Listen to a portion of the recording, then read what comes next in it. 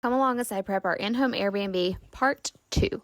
If you're new here, we live in a split-level house and rent the lower portion out on Airbnb to make a little extra money. We've had it turned off for the winter because that's our slow season, but I was ready to get it back turned on because I am challenging myself to make an extra $500 a month doing side hustles as a stay-at-home mom, and this can be a big chunk of that $500. Feel free to follow along for that journey. I share every Sunday what side hustles I did that week and how much money I made from each. Now, I thought I'd be able to have this clean and prepped in a 2-part series, but there's going to have to be a third, so ask me any questions you have and I'll answer them in part 3.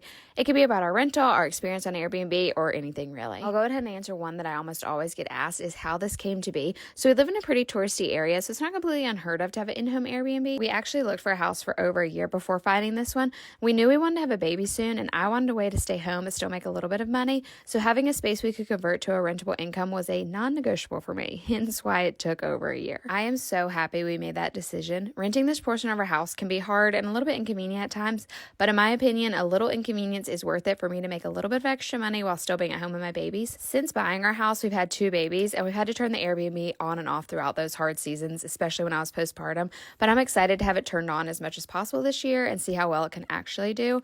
I also love sharing about this with you guys, so ask me any questions you have, and I'm happy to answer. And as always, thank you for following along.